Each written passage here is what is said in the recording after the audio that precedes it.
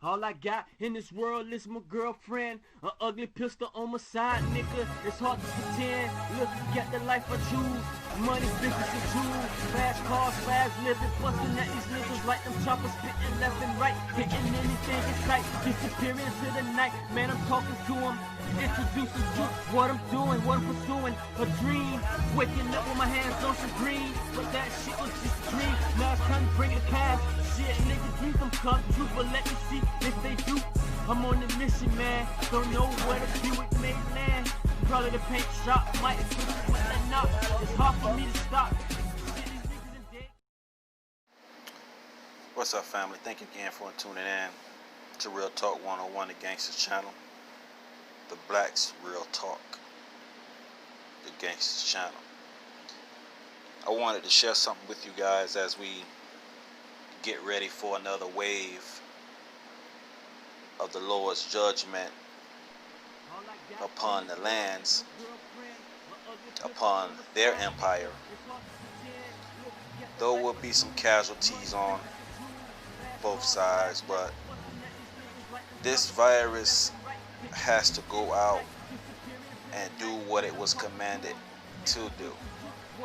So as they try to open up places and they try to make everything seems like it's okay and they have it under control and all this other stuff, don't believe what you're seeing. You're seeing and possibly witnessing the fall of Babylon. Remember, as the scripture said, Babylon is falling. It's falling, it's falling. Falling means it's going down. And as everything shuts and closes, there's no money being made. And the Pharaoh, he's beginning to get harsh towards the children of Israel. As this statement was released not too long ago, but it wouldn't have never started. Well, it was gonna happen eventually. It was just, I had put in a video was talking about the reparations situation and the Lord's plea, and they refused to do it, and and find out they're gonna have to give out the money anyway. And sometimes the Lord can have his hand into that where, you're trying to save up your money, but there's a scripture that also says, I will rebuke the devourer, so and so. So you can build, you can have your money and stuff. So now, because they have refused again, they are pretty much going to end up spending the money anyway now. They're going to have to end up giving the money anyway. They got tons of money. But I'm just saying, like, you don't want to give it to us. It's like you not paying your tithes and stuff like that. You just saying you ain't finna get God no money. Okay, well, how you spending it somewhere else? You just start spending your money. You can't say you just spending it now. And as the patience of the impatient, may I add, the impatience of the people, as you see them beginning to act like animals, and you're gonna see the animal come out of them as this keeps going on and keep going on. People are gonna be rebellious, but we're not gonna be rebellious. We're gonna be chilling. Like there's gonna be a pause among us. Now, as the Pharaoh is getting very irate, he begins to put the children of Israel into this void. As the virus sweeps across the lands again,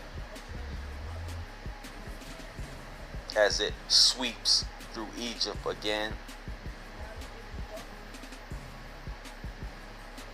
things may be closed for quite some time as the businesses begin to go down, because there's no money being made, as much money as they need. Now, there was something else I wanted to bring the attention to concerning this stimulus, and to show you the irate. You know, when you look at the numbers, as they say they would start doing with the unemployment, $600 a week. So 6 times 3 is what, 1,800. You know, that's enough to cover the whites' expenses of apartments and, you know, so and so and so. Help them out. So it's pretty much helping them out when it comes down to this, because a lot of us don't have jobs like that. And if we did have jobs, you know, the stimulus pack, they probably already orchestrated it to giving people $1,200, to give us the $1,200. So we look at these numbers, and as I said before, there's always a gray area, and you can't always look at it as being a positive thing. Like, you may hear it publicly, how a stimulus check is going out and so and so and so. You know, it just meticulously, I love using that word because it's something that's undetected in the minds of people to not pay attention to or to observe it, so they miss it. They just think nothing of it. So whether they bad enough, you know, I was looking around. I had to change it real quick, but as I was looking around, I've been seeing a look at people. You know, that's just like when I was, when this recession was going on, supposedly, and everything, and I had went to the mall one day, and it's like when I went to the mall, it's like that depression of the idea of recession going on, like it went away, because I went to the mall. I seen the white race, a foreign race actually. They're probably tourists maybe, but you know, there's a lot of people at that mall. It's a huge mall, and that just pretty much turned my view into like, okay, if it's so bad, then what's all these people out here doing? Shopping. So there's a lot of things we don't pay attention to that we need to start paying attention to, even when they're building complexes all around. New complexes, you look one minute it's building, and when you look back around it's built, and then when you look around again, people don't renovated it, moved in, and we're not observing the people who are moving in. So don't never have this notion that everybody's working hard to get where they're getting. That's bullshit. Everybody ain't working hard. The people who running everything, they didn't work hard. They really pretty much did an organized crime type of thing to make them come up. So nobody's working hard to you know, to get these things without no assistance or no help or no policies to help you, you know, so and so.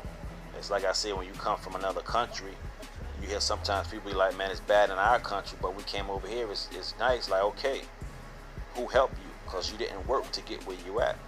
Like, when you came over here, you didn't move into the ghettos. You moved into probably some decent suburban area. So let's stop playing these games and let's get rid of this stigma of people working hard, and these people who came over all on work hard. That's bullshit. There's some money being distributed out under our noses. It's probably be the same party that we send to keep going down to vote for. Meanwhile, they're doing license for immigrants, you know, and black immigrants just don't comply to you. When you hear them talking about immigrants and You know, people from other places, it's not including you. Because you have people coming in this country from pretty much, we can say, all walks of life. But when you look at the skin tone, we can see who are the people who are really coming over. Pause. I said we can really, if you look around, we can really see the people that's coming over. When you're in the airport, you can see the majority of people getting in on and off those planes. You can see who's filling up the airports. You understand? So there's some things going on that we are not aware of. So don't never let anybody make you feel a certain way that we're not working hard. Nobody works hard to get what they want. Neither have they. They got help on the way. They got policies to help them. They got all these little hidden things to help them that a lot of us don't even know about. Money's being distributed some kind of way. You know, their payment might be like $100 a month. You know, I'm just saying, there's always a gray area, so we can't never always avoid these possibilities dealing with this beast that is ruling. Now, this right here, this picture you're looking at, observe it. Look at it. And tell me what is wrong with this. What is wrong with this picture? And you think about all I've said. And you think about what others are saying. And I just leave it as that. Thank you for tuning in. Holla.